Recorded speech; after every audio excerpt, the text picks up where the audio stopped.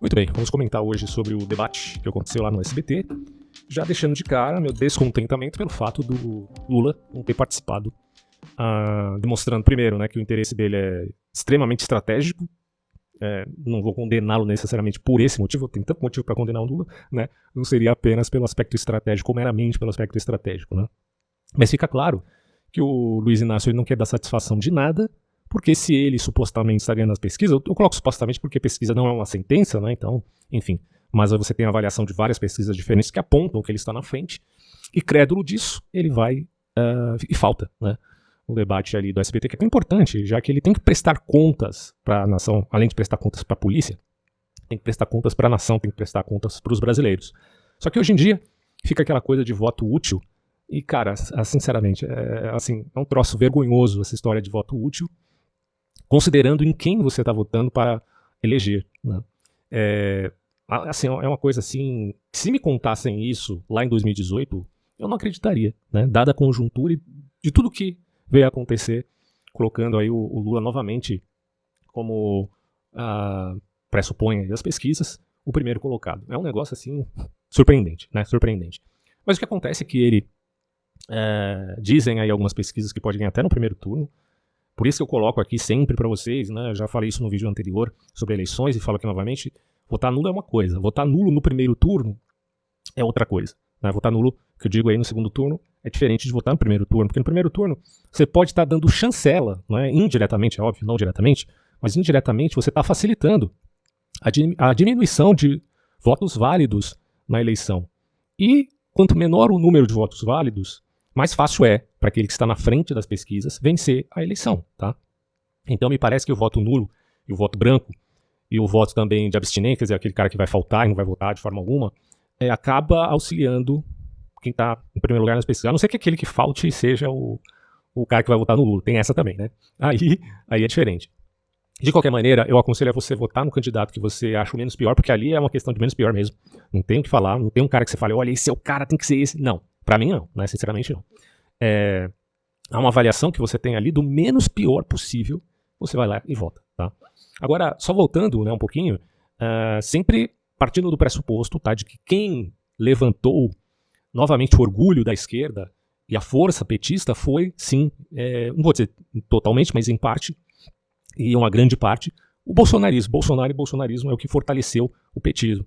Quem não enxerga isso, desculpa, tá de palhaçada, não quer chegar à realidade, quer se moldar apenas na sua vertente ficcionista, né, e ficar justificando tudo o que Bolsonaro faz e do outro lado tudo que o Lula faz. Porque o mínimo que você tem que ter é coerência, né, de primeiro saber que o cara é um ser humano, né, que erra. Então, só partindo desse pequeno pressuposto existencial, você já sabe que não dá para dar chancela para tudo que ele faz, né?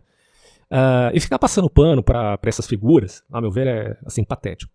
Então, dito isso, eu tenho críticas aqui praticamente a todos os candidatos que participaram desse debate, e principalmente, eu acho que eu tenho que colocar aqui o primeiro a ser criticado, a meu ver, é o Lula, porque por não ter ido, tá?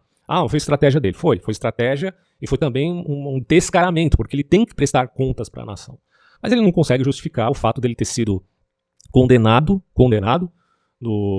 na primeira e segunda instância, depois no STJ, e não tem como justificar isso, né? Tem como justificar a pilantragem que aconteceu posteriormente no Supremo Tribunal Federal por conta os julgamentos foram em Curitiba, então a gente vamos anular tudo o que aconteceu. Mano, depois de, sei lá, 4, 5 anos, é um troço assim, que palhaçada é essa? Como é que você tem? Mano, eu não entendo como é que alguém tem coragem de votar no Lula. E aí fica a questão, mas você falou no vídeo anterior que você não condena quem vai votar no Lula e quem vai votar no Bolsonaro. Sim, eu não condeno. Eu não acho que uma pessoa assim deva ser criminalizada. Mas criticar, eu critico, óbvio. Eu acho que assim, não tem como você achar que há alguma justificativa para votar nessas figuras. Não há justificativa nenhuma. E um cara que tem me surpreendido positivamente em algumas entrevistas, principalmente na entrevista que ele deu ali no podcast do Cláudio Dantas, lá do Antagonista, é o Ciro Gomes. O Ciro Gomes participou desse podcast, eu acabei assistindo e achei muito interessante tudo aquilo que ele falou. Pena que ele deu uma baita de uma escorregada numa casca de banana chamada Lava Jato, né? Porque o Ciro Gomes, a gente sabe a postura dele frente à Lava Jato. Sabemos também, né, da postura dele mais à esquerda, por conveniência, como um bom retórico que ele é, de favorecer muita da narrativa da esquerda no passado, ao ponto de, lembrem bem, em 2018, que o Ciro Gomes ficava naquela, quando perguntado a ele se Venezuela era uma ditadura, ele ficava, veja bem, não sei o quê. E por conta dessas e outras é que o Ciro Gomes nunca ganhou força, né? Nunca ganhou força como alguém que tivesse realmente a chance, né, de ganhar as eleições. Porque nunca tomou uma posição clara e certeira e preferiu ficar justificando, puxando o saco de petista, puxando o saco da esquerda, e acabou nisso, né? Acabou que ele hoje, apesar de ter alguma força, porque ele tem uma franqueza ali, pelo menos atualmente, eu não sei como vai ser o Ciro Gomes na outra eleição, não sei nem se ele vai participar, mas nessa ele tem tido uma postura interessante, né? Uma crítica pontual tanto ao Bolsonaro quanto ao Lula, principalmente ao Lula, justificável, porque o Lula é um condenado, dizem aí, né? Ex-condenado. Bom, mas eu não gostei da postura do Ciro Gomes, por exemplo, quando ele diz lá no debate do SBT que a gente tem que respeitar o Supremo Tribunal Federal, como se o Supremo Tribunal Federal fosse uma coisa papista, né, inerrante, que você não pode criticar jamais. Pô, que palhaçada é essa? Você não pode criticar o Supremo Tribunal Federal agora? Tudo que eles fizerem, a gente tem que respeitar porque é um poder que não pode ser questionado? Por que não pode ser questionado? Tudo bem, você não pode ficar questionando qualquer coisinha que acontece ali, qualquer decisão, né? Os caras estão treinados, assim, são pessoas preparadas, né? Só que, geralmente, essas pessoas estão lá, geralmente não, totalmente, né? Estão lá por indicação do presidente da República. A maioria por indicação de quem, né, do PT, olha só que coisa, né? Que coincidência. Então, assim, a parte disso, são juristas renomados, não vou negar isso, né? Os caras estudaram bastante a vida inteira, o que não implica que eles sejam pessoas que tenham dotação de um scholar, né? Bom, eles estudaram no quesito do direito, né? Mas, para mim, esse pessoal está muito vinculado ao ativismo, como o Bolsonaro mesmo disse, né? Ao ativismo judiciário. Boa parte ali está, sim, mancomunado com a ideia de ativismo judiciário. Desculpa, não tem muito o que dizer. Agora fica a pergunta: por que os bolsonaristas foram contra a Lava Toga? Eles é que foram contra no início ali do governo Bolsonaro. E hoje eles estão reclamando aí, né? Porque estão sendo perseguidos, né? Aliás, algumas reclamações são justas, outras eu acho que são meio exageradas, mas algumas são justas, sim, né? Porque tem muitos exageros de fato do Supremo Tribunal Federal. Não precisa nem ficar repetindo algo que vocês já estão vendo claramente. Então, assim, me preocupa muito a pressão dos dois lados. Na verdade, a gente tem... Eu diria que a gente tem 3 tipos de pressão que ocorrem aqui no Brasil, tá? E todas elas, as 3, são de caráter populista. A primeira pressão é a do petismo, é a apologia que se faz ao lulismo, a todo custo, principalmente da classe artística, também de alguma parcela da classe política, enfim, e de alguma parcela da população também, principalmente com a população ali mais vinculada a um pensamento de esquerda e tal. Esse pessoal faz apologia ao Lula a todo custo e não podem acreditar que eles sejam condenados. Todo mundo é culpado, menos o Lula. O Lula nunca soube de nada que acontecia ali na Petrobras, né? Tá certo.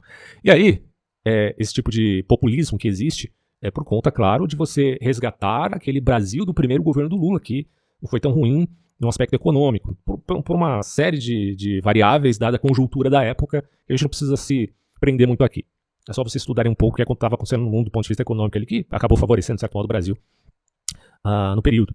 Aliás, período esse que o Lula foi tido, né, como um neoliberal, que é uma coisa assim, a meu ver, absurda, mas obviamente que o Lula não é um comunista do tipo vamos acabar com o capitalismo. Aliás, nem o Lenin, né? Nem o Lenin tinha essa perspectiva. Para quem não sabe, o Lenin tinha a ideia de voltar com um capitalismo controlado em vista de ser uma preparação para o comunismo, porque a bancarrota estava bem à vista ali, pós-revolução russa.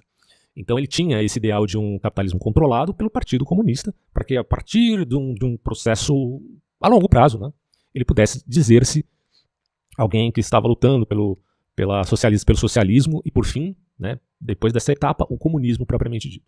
Uma balela que a história prova que não tinha nenhuma coerência do ponto de vista dos tais revolucionários. Tanto que terminou com o Stalin, que humilhou Hitler ali na Batalha de Stalingrado. Stalingrado, obviamente, que tem o nome do próprio Stalin. É muito interessante isso, cara, vocês lerem mais sobre a Segunda Guerra Mundial, porque eu estou terminando de ler o livro aqui do Joachim Fest, a biografia de Hitler, e é um troço assim que quando você lê aquilo e tenta comparar com a política de hoje, tudo bem, não é incomparável, tá? Eu não estou dizendo que essas coisas são equivalentes de modo algum. Mas é tão interessante você ter contato, né, com aquela política do Hitler e do Stalin, da conjuntura da Segunda Guerra Mundial, e olhar para o mundo hoje e ver quantas pessoas são tolinhas, enganadas, porque não leem merda nenhuma, elas não leem nada, né, relativo à história. Então quem não conhece a história, como diria o velho jargão do historiador, né, tende a repeti-la. Isso é um problema seríssimo. Mas não que a repetição será algo exatamente igual, de forma alguma, né? Não estou comparando ninguém da Segunda Guerra com os candidatos aqui no Brasil das eleições de 2022, tá? Como muita gente faz. Eu não comparo, por exemplo, Bolsonaro ao Hitler, nem comparo o Lula ao Stalin. Não tem equivalência nesses caras. Agora, os males que esse pessoal aqui de 2022 no Brasil pode provocar devem ser considerados, né, à luz da proporção que lhes é cabida. Consideremos isso. Então, assim, Foi muito interessante o debate. Eu acho que basicamente ninguém brilhou muito nesse debate, porque eles ficaram muito com o luto da falta do Lula, né? Ficou aquele luto ali, a sombra do Lula pairando. Como eu disse, né, do ponto de vista estratégico, o Lula foi feliz porque vou faltar no debate. Certamente vou ser criticado, tem um ônus ali, né, de ser criticado por faltar, mas também tem um bônus. E o bônus qual é? Não vai ter meme ao meu respeito. As pessoas vão ficar falando de mim, falem bem ou falem mal, mas falem de mim, certo? E os ataques serão direcionados ao Bolsonaro. Deixa o Bolsonaro falar as cagadas dele e tudo vai estar certo, porque ele vai ser criticado, ele se tornar explosivo, como é comum. Então, o alvo dos ataques será o próprio Jair Bolsonaro, né, como aconteceu de fato. Então, do ponto de vista estratégico, ele faltar no debate, considerando que ele está, claro, que ele tem o privilégio de faltar porque ele está lá no primeiro das pesquisas e tal. Então, como ele foi mal, muito mal no primeiro debate, faltou. Eu não sei se o próximo ele vai ir, sei lá, né? Pode ser que sim, pode ser que não. Acho que o próximo vai ser o da Globo, né? Me corrijam se eu estiver errado. Outra figura que eu achei muito interessante foi o padre. O padre, deixa eu ver o nome dele aqui. O nome do padre é Kelmon, né? Padre Kelmon. Cai minha pecinha aqui do xadrez. Que droga. Logo a torre. Que merda. Então, assim, esse padre Kelmon aí, ele foi lá só pra fazer apologia ao Bolsonaro. Assim, é um troço inacreditável, né? Colocaram um candidato ali do partido do Roberto Jefferson só para defender o Bolsonaro no debate, né? O Bolsonaro sempre tem que ter uma defesa ali, tamanha as atitudes explosivas dele, né? Vou colocar dessa forma eufemística. Então a gente vai comentar um pouco sobre isso também. Eu não tenho só críticas não ao padre, tá? Todo mundo tá criticando o padre, que primeiro que eu não sei nem se o cara é padre, né? Porque, ao que parece, ele não é da Igreja Católica. Ele se disse ortodoxo, eu também não sei se ele é padre da Igreja Ortodoxa. Então não pesquisei a vida desse sujeito. E não está aqui, na minha intenção, julgar se ele é padre ou não, né? Ele se diz um tipo de sacerdote, sabe-se lá qual. E ele fez algumas críticas, né, principalmente à esquerda, e que são verdadeiras, né? Eu sei que muita gente tem ranço da direita por conta do Bolsonaro, por conta dos exageros do olavismo. Então, tudo isso gerou muito ranço, né, com esse pessoal. Mas muita coisa não é mentira, muita coisa é verdade, certo? Então, quando ele, por exemplo, ele levanta a pauta do aborto, é um problema sério. E, claro, a gente tem outros problemas na nação, outros problemas no Brasil, que devem ser considerados. A gente pode ficar se perdendo muito e reduzindo tudo ao debate do Brasil a respeito do aborto. Mas é um tema salutar, sim, e importante, sim, e que quando o padre Kelson colocou a Tabet na berlinda, achei correto, né? Porque ele falou, você se diz feminista, certo? Você fala que é feminista, mas ao mesmo tempo você está dizendo que é contra o aborto. Aí você me diz que você tem um feminismo que é diferente do feminismo que eu estou dizendo aqui. Mas ele coloca, o movimento feminista é conhecido por irrevogavelmente, principalmente segunda e terceira onda, de defenderem o aborto, porque o corpo da mulher é sua própria, nesse tipo de linguajar aí, é sua própria propriedade, vamos dizer assim. Então ela poderia defender o aborto, quer dizer, ela poderia fazer o aborto se ela quisesse, né? Aquela velha história do meu corpo e minhas regras. Isso aí é o feminismo, não tem o que dizer. Elas são a favor do aborto, ponto. E aí, a Tebet diz, não, mas eu sou feminista e sou a favor da vida, porque eu sou católica também. Tem um movimento feminista católico? É possível. Né? Assim como tem evangélicas feministas também. Eu já vi um debate no programa Vejam Só, do pastor Heber Cocarelli, onde você tinha uma moça que se dizia cristã, feminista. Não vou dizer que é impossível esse tipo de coisa, mas assim, destoa completamente do movimento. Na verdade, faz parte do... Assim, é um resquício, um efeito colateral do movimento principal, que é o movimento feminista, que é evidentemente a favor, né, do aborto e é contra, inclusive, assim, dos mais radicais, eu digo, contra a existência do próprio homem, que é uma coisa absurda.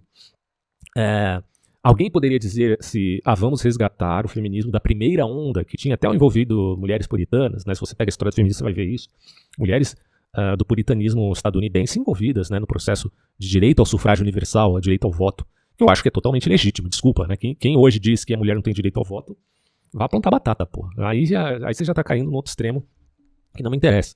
Agora sim, me preocupa profundamente o feminismo de segunda onda, né?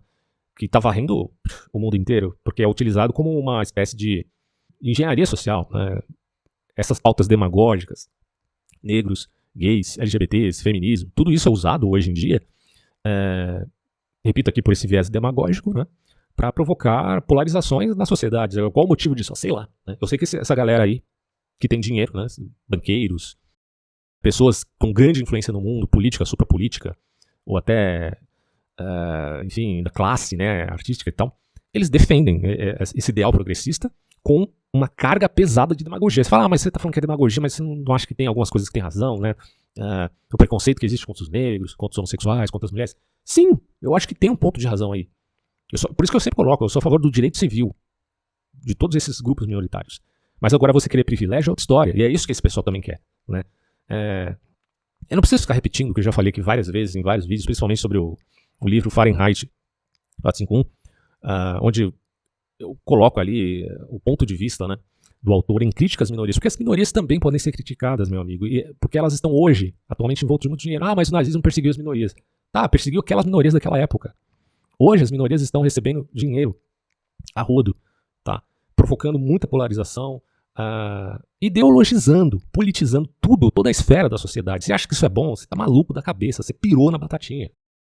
Bom, então assim, até a Tabet realmente tem um sério problema, porque quando ela usa aquela frase toda mulher vota mulher, isso aí já é uma besteira sem tamanho, assim, uma frase completamente refletida. Como é que você quer ganhar votos com uma frase dessa? Né? Assim, é uma frase populista, desculpa, não tem outra coisa para dizer. Né? Aí você tem também a Soraya, que é meio difícil sobre o nome dela, vou chamar de Soraya mesmo, e ela tem uma postura, bom, primeiro que ela foi defensora do governo Bolsonaro em 2018, então ela tem pautas de direita, mas também tem pautas de esquerda, ela se colocou a favor das cotas, né, por exemplo. Então é muito estranho, é uma mistura ali e tal. Não estou dizendo que não possa ter essa mistura. É claro que uma pessoa que defende a posse e a porte de arma, como ela diz, também pode defender as cotas, né, o sistema de cotas que existe no Brasil. Ela pode defender essas duas coisas, não há problema nenhum, se ela conseguir justificar isso do ponto de vista da sua razão, da coerência. Não. O que não pode é, por conveniência retórica e ideológica, dizer que é a favor disso, daquilo, outro, só para ganhar voto. Né? E ali, no Congresso Nacional, fazer tudo ao contrário. Certo? Aí é um problema. Bom, e ela teve uma participação até interessante, né? Provocou muitos memes, e aquela coisa dos memes também chama a atenção para ela, conseguir votos. Talvez ela até tenha um crescimento aí, não sei, o certo é muito difícil, mas talvez sim. No caso da Tabet também, né? Ela certamente deu uma crescida ali desde o primeiro debate até aqui, mas eu não sei até onde ela vai, tá? Acho que tem algumas incoerências ali, mas gosto da postura das duas quando enfrentam as mentiras descaradas do bolsonarismo. Aí eu acho que elas estão tendo uma postura correta, né? Nesse ponto. E principalmente também em relação ao Lula. Mas eu acho que elas deviam bater também mais no Lula, viu? Acho que faltou um pouquinho isso, tá? Mas não me chama atenção votar nessas duas.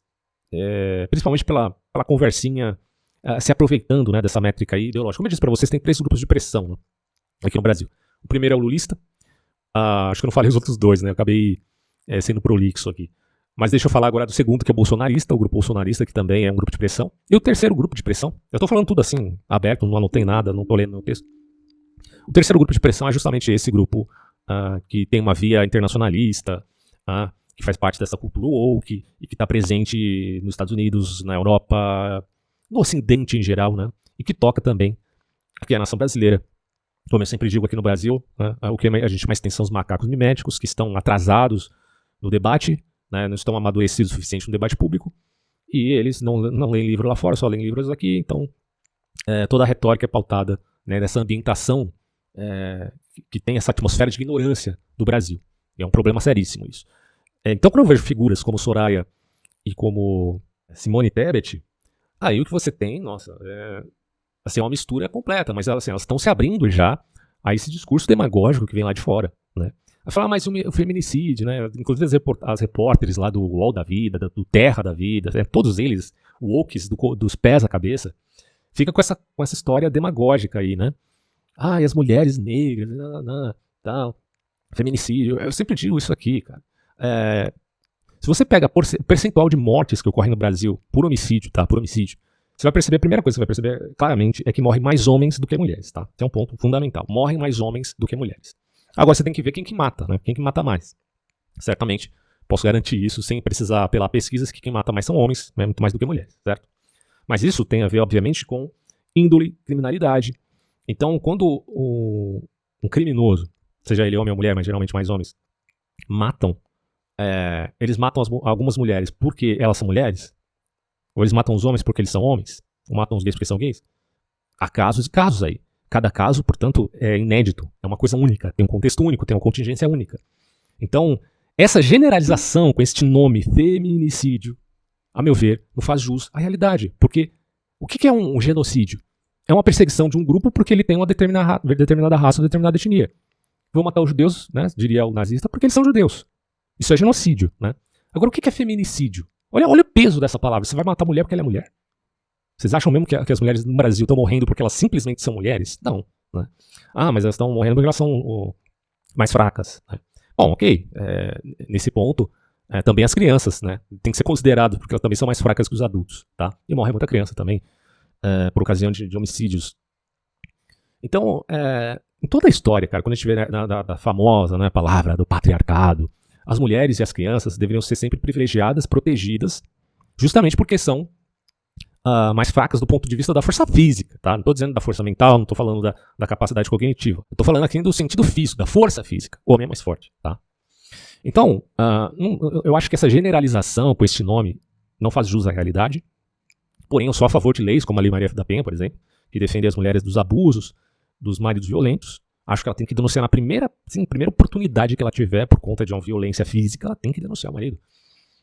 Sabe, é inconcebível, inadmissível que ele bata numa pessoa que é mais frágil, né? E se aproveitando disso, certo? Então, agora o que eu não quero é cair na demagogia desse pessoal. Isso é um grupo de pressão que existe no mundo inteiro. Ele está presente aqui nas eleições do Brasil.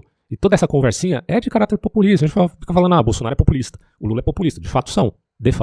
Agora, esse pessoal aí, os outros candidatos também usam desse linguajar populista. E é muito preocupante, sabe? Esse tipo de coisa, cara, me preocupa bastante, como vocês já devem ter percebido no meu canal. Bom, fora toda a pressão que existe também envolvendo o pragmatismo da educação para o mundo, né? Os órgãos internacionais querendo educar o mundo inteiro na sua métrica, certo? Usando até filmes, streamers, né? A Disney que o diga. Vocês sabem que isso está acontecendo. Desculpa, isso é claro que é um grupo de pressão, é óbvio.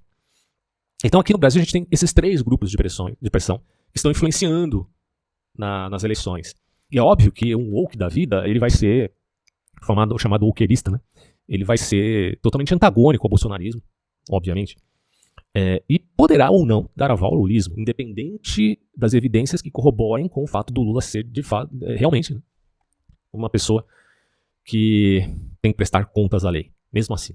Aí eles falam desse tal de voto útil, desde aquela época do ele não, vocês lembram lá em 2018, com aquela época do ele não. Sabe como é que é, né? Bom, então, aí você tem outra figura que participou do debate que eu já citei aqui, foi o Ciro Gomes, foi muito bem de novo. Acho que o Ciro Gomes até agora tem sido mais coerente, né?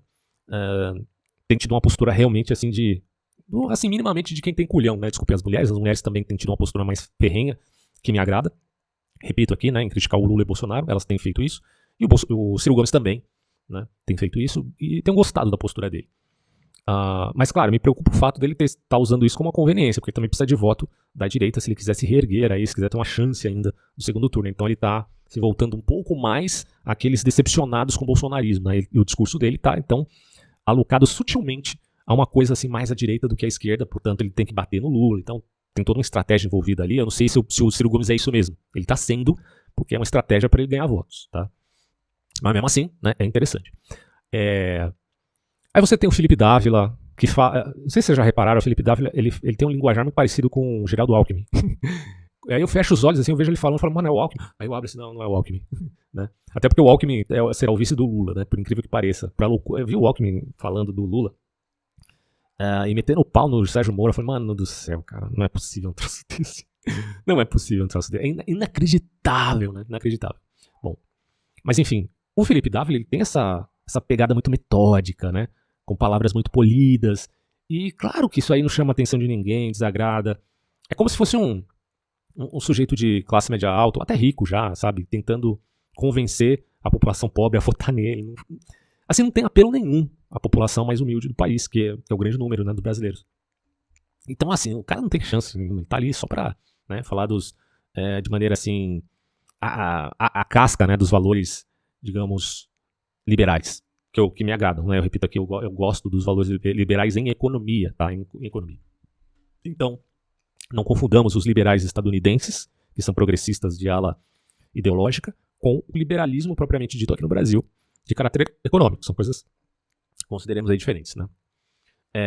Mas aquilo ali é só propaganda liberal, não vejo força moral. E aí quando eu falo de força moral, eu não falo de moralismo. Eu falo de algo que tem um apelo muito forte ao âmago das pessoas, né, que estão assistindo ele. Não tem, sabe? Não tem.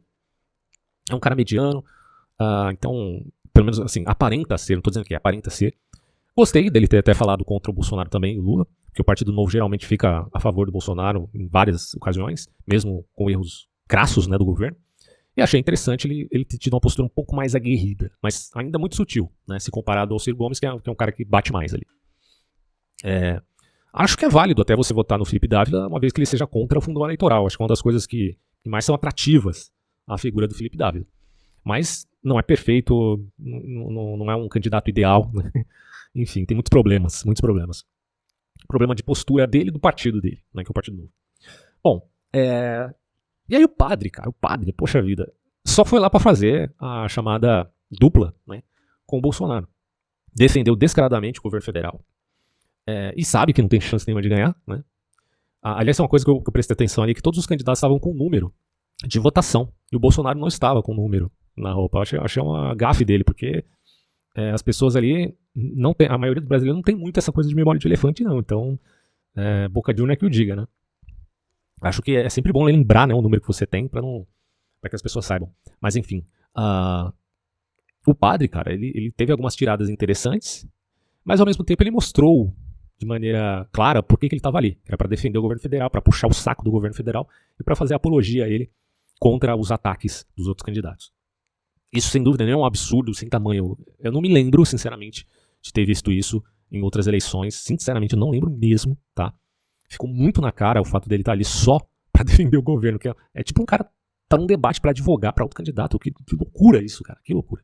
Mas ele fez isso. A parte disto, falou algumas verdades inconvenientes para alguns candidatos, demonstrando as falhas que esses mesmos têm, né? E que não é novidade para ninguém. Ninguém ali é perfeito. Então é isso, né? Esses foram os... E aí teve o Bolsonaro, né? Que tentou ter uma postura um pouco mais amena, mas ainda assim não se aguentou muito tempo, né? Foi truculento, tentou ser truculento com o Ciro Gomes, levou umas carcadas feias ali do Ciro Gomes também.